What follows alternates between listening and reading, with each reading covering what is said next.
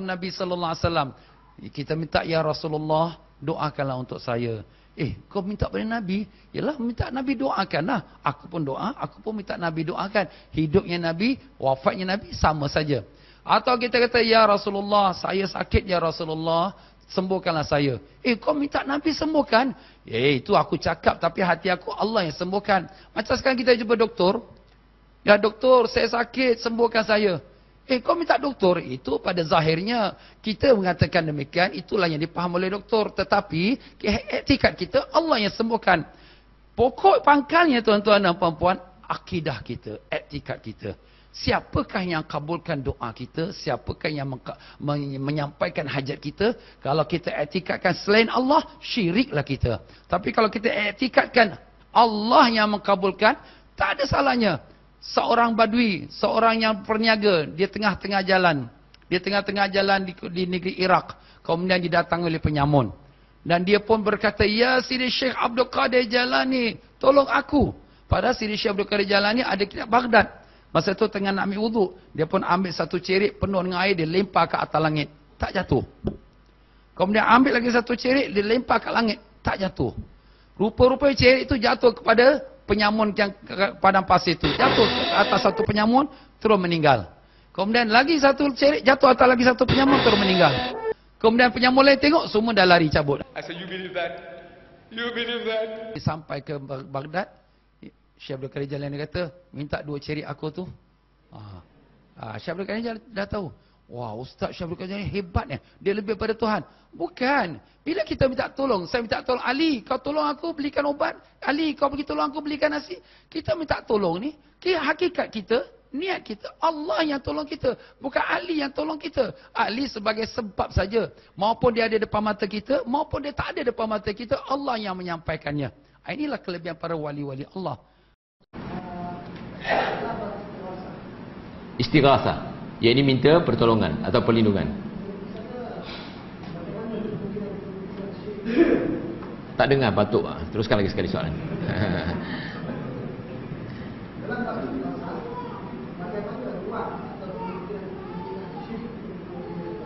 Iya. Istighasah ni, dalam buku ini pun ada cerita pasal istighasah, isti'anah dalam buku ni, cantik ni. Istighasah kalau terus kepada Allah Subhanahu Wa Taala, isti'anah terus kepada Allah Subhanahu Wa Taala boleh. Tetapi kalau melalui jin, melalui roh orang mati, melalui malaikat, itu syirik. Allah mengatakan fa iza sta'anta fasta'in billah. Apabila engkau minta pertolongan, minta terus kepada Allah Subhanahu Wa Taala. Iyyaka na'budu wa iyyaka nasta'in. Apabila kamu minta pertolongan, apa dia? Ya Allah, engkaulah tempat aku ibadahi dan engkaulah tempat aku minta pertolongan. Jadi kita minta kepada Allah SWT. Istighasah atau isti'anah, meminta pertolongan ataupun perlindungan, jangan meminta kepada yang di alam ghaib kecuali Allah. Orang sekarang beristi'anah, istighasah antaranya kepada siapa? Kepada hantu, kepada jin. Seperti tadi kan? Saya masih ingat tau, sampai sekarang saya ingat. Dulu kat kampung, bila nak air raya, mereka rebut ketupat di luar rumah. Pakai apa, kayu tu. Biasanya tong, bukan tong apa, tin biskut tu. Direbus pakai tin biskut. Kat kampung biasalah, orang-orang Jawa macam tu lah. Kami termasuk di situ. Saya tengok ya, orang tu dia dah keluarkan semua dia punya ketupat. Air panas tu, saya tengok sendiri sampai sekarang, walaupun pada masa itu saya ingat baru mendengar satu, saya masih ingat. Apa kata pak cik tu? Ya Datuk, ya Nenek, Ya Rasulullah, saya sakit ya Rasulullah. syirik kan? Sebab dia minta tolong kepada jin misalnya. Kalau tak, sebab apa dia orang berkata-kata jin tu datuk dan nenek? Sebab jin lebih tua daripada kita. Dia dijadikan dulu. Bermakna orang tua di permukaan bumi ini adalah jin. Isti'anah, istighasah seperti ini, apa hukumnya Ustaz? Syirik. Syirik. Faham tak insya-Allah? Itu bermakna isti'anah atau istighasah, meminta tolong atau perlindungan kepada di alam ghaib. Itu satu misal. Jadi yang Ustaz masukkan apa dia di antaranya?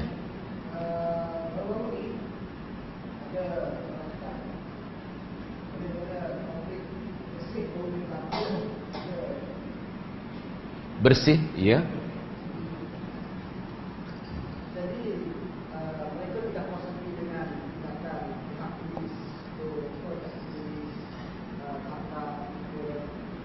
Iya. Jadi dia menggunakan istilah istighatsah ini yang berdoa kepada Allah supaya Allah memberikan kali kepada segala keselamatan. Yang bertindak mengawal. Iya. Tetapi mereka yang lapar. Iya. Allahu Akbar.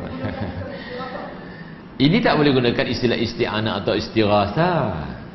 Dia menggunakan dia bersama bersama. Dia bersama mengatakan kita akan dia mengatakan kita akan berzikir istighatsah. Itu tak kena sebenarnya. Istighatsah, isti'anah, kita minta kepada yang di alam ghaib selain Allah Subhanahu Wa Taala. Apakah diminta kepada Allah Subhanahu Wa Taala? Kalau diminta kepada Allah Subhanahu Wa Taala, dia mentauhidkan Allah. Tetapi kalau diminta kepada selain Allah Subhanahu Wa Taala itu syirik. Saya tidak tahu apakah diminta kepada Allah ataupun minta kepada syekh-syekh mereka yang mati, anak tak tahu. Tapi kalau minta kepada Allah Taala, walaupun dia katakan diminta kepada Allah, kalau pekerjaan batil Allah tak tolong.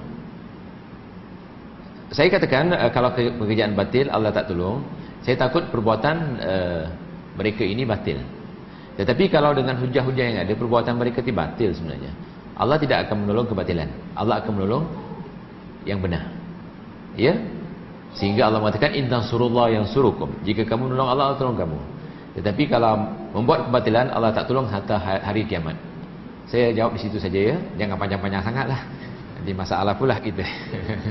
Okey. This was the question that can we ask for intercession wasila to Muhammad sallallahu alaihi wasallam, and Adam alayhi salam, when he asked for forgiveness to Allah subhanahu wa ta'ala, he took the wasila of Muhammad sallallahu alaihi wasallam and then only was he forgiven. Sister, I would like to tell me which verse of the Quran says that. I have read the Quran many times, I have not found that verse at all. I have not come across any hadith which says that. Any person, any scholar, sister, says anything, ask for proof. Allah says in Surah Baqarah chapter 2 verse 111, Qul hatu bunanakum, produce your proof in kuntum sadiqin, but if you're truthful. Any scholar, therefore what I say, that what Dr. Zakir Naik says in Islam is zero, no value. What Allah says carry weight. Allah says in Surah Ma'idah chapter 5 verse 90, don't have alcohol. If Dr. Zakir Naik says don't have alcohol, no value. So therefore what I say carries no weight. Therefore any scholar tells you anything, you ask for proof. But some will say, you asking proof from me. This is shaitani sawal. Devil's question, you're doubting me. So any scholar says anything, you ask for proof. If the scholars clash, if they contradict, Allah says in the Quran in Surah Nisa chapter 4 verse 59, Atiullah, Atiur Rasul, obey Allah and obey the messenger. And those charged with authority. Authority. But does not end there, it continues. But those with authority, if they differ, go back to Allah and His Rasul. So when you find contradicting answers between two sheikhs and two scholars, ask them for proof and check up. The Quran says in no less than 25 places in Surah Baqarah and Surah Imran, several places, that wasila shifa is haram. 25 places. In 2 places it says, to whom Allah will give permission on the day of judgment. Therefore we do dua after the adhan that make Muhammad sallallahu alaihi wasallam to intercede on our behalf on the day of judgment. In this world, you cannot ask, if you have to ask for help, ask to Allah directly, ultimate help. Allah says in Surah Fatiha chapter number 1 verse number 5, Iyyaka na'budu wa iyyaka nasta'in. They alone we ask, they alone we worship, they alone we ask for help. Allah says in Surah Ghafir chapter number 40 verse number 60, Allah says, you ask me and I will answer your prayer. Ask directly. Why do you require someone intermediary? Why? Why? For example, you know that suppose your mother has a heart problem, and you know that number 1 heart specialist is in London, and you tell that anyone can come to me, I will give free treatment, then will you go to second best? No. Number 1 is there, why go to second best? Free. So when Allah is there, He can hear 1,000 people speaking at the same time, 1,000,000 people. But then people give the argument, no, see, when you go to the court of law, you require a lawyer. So similarly, when we want to go to Allah, our lawyer is Muhammad sallallahu alaihi wasallam or Peer or whatever it is. Peer, you know, send people. So I said, fine, when we go to a court of law, the judge does not know who is the murderer, who is the robber. That's why he requires a lawyer. Do you think Allah does not know? Allah is al-Ghaib. Why does He require someone to interpret? He's Alimul Ghaib. So why are you belittling Allah? Allah does not require any intermediary. Directly, and Allah can hear all the 6 billion people if they speak to Him. Allah can hear all of them together. He's not like you and me. So therefore you have to ask directly. People give references. See, I know of a hadith that a Sahaba told Prophet to pray for him. See, you can ask your friend to pray for you. You can ask me to pray for you. I can ask you to pray for me. Anyone who's alive, you can ask for that. Please, mere dua karo. You can ask the person, Chacha, mere dua karo. No problem. But you can't ask a person who died to make dua for you. You understand? So when Prophet was alive, the Sahaba did ask the Prophet to make duas for him. But there's no hadith that after the Prophet expired, any of the Sahabas prayed to him. No. We agree that Muhammad sallallahu alaihi wasallam, we love him, we respect him, but we can't do shirk. Because he never told us to worship him. Now when we meet the Christians, they say we love Jesus Christ, peace be upon him, therefore we worship him. I tell him we love Jesus Christ more than the Christians. I'm more Christian than the Christians themselves, and I'm giving a talk on that. But just because the Christians say we worship Jesus Christ, he's God, therefore we love him more, I said, you're disobeying him. Where did he say he's God? You know, there are many Hindus who hear my talk, and after they say, oh, Dr. Naik, you are Bhagavan for us. Really? After I quote the Veda, the Upanishad, they say, first time in my life I'm seeing Bhagavan ka avatar. Some people even touch my feet. Shirk. I tell them it is haram. I explain to them, listen brother, listen sister, fine, you may be impressed by me, but I'm a human being. It's with Allah's help. Otherwise, without that I can't do anything. And I explain. And I tell not only it is wrong according to Quran, it is wrong according to Veda also. To believe I'm avatar of Bhagavan. So just because they say, that does not mean I become. So Jesus Christ, peace be upon him, he never claimed divinity. So similarly, some Muslims say that just because you don't want to pray through Muhammad sallallahu alaihi wasallam, you are disrespectful to him. It's totally wrong. I love my Prophet.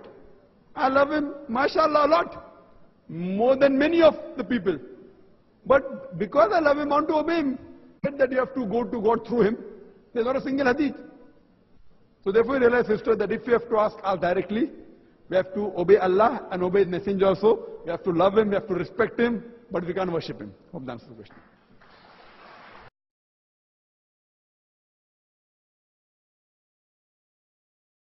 Yang ketiga adalah sebutan-sebutan Ya Rasulullah dan nasyid. Syirik kesim. Ya Rasulullah ni, kita sebut Ya Rasulullah. Kalau tengok apa tujuan dia sebut Ya Rasulullah tu. Kalau maksud Ya nida, dia talak. Maksud dia menyeru, itu menyeru untuk bermohon sesuatu. Dia minta kan Nabi, Ya Rasulullah bagi aku sekian-sekian. Ini di antara syubhat orang. Dia kata Wahabi ni mengkafirkan orang yang sebut Ya Rasulullah. Tak, bukan di situ manat dia pasal apa dia sebut Allah. Manat dia sebab dia minta kan Nabi. Dia kata Ya Rasulullah, aqini kaza wa kaza, bagi aku benda ni. Ya Rasulullah, aku nak masuk syurga, bagilah aku masuk syurga. Ini syirik dia. Adapun dia sebut Ya Rasulullah min babi tawajjuh, macam ada hadis dalam Adabul Mufrad, dikatakan apa nama seorang sahabat Nabi tu dikatakan kebas kaki ataupun sakit kaki. Maka doktor ni kata, kalau aku nak ubat hang ni, sebut nama yang orang kau cintai. Maka dia sebut Muhammad.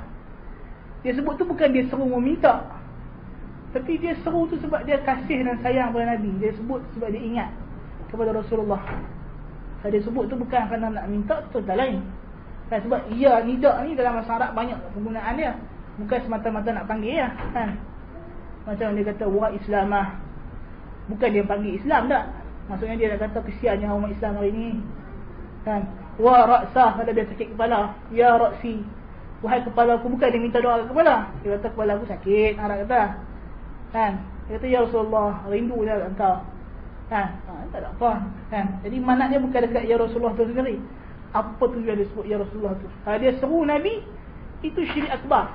Ya Rasulullah, saya sakit Ya Rasulullah. Minta mohon Nabi, syirik akbar. Dia kufur. Na'udzubillah min zalik. Adapun kalau tidak, atas sebab-sebab yang lain, salah.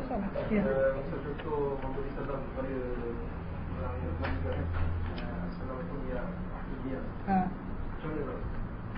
Dan lafaz ni warid dalam hadis dan tak ada masalah, sebab memang Nabi yang ajak kita sebut Ya Ahlad Diyar, dan itu bukan kita nak memohon kepada dia. Kita menyeru tu, kita bagi salam kepada dia, dan Allah berkuasa bagi dia dengar salam kita, dan dia boleh jawab salam kita. Dan macam Rasulullah juga, Allah akan kembalikan roh dia untuk dia jawab salam. Maka tak ada masalah. Dan orang mati dia bukan dengar sepanjang masa. Ada waktu-waktu yang Allah bagi dia dengar lah.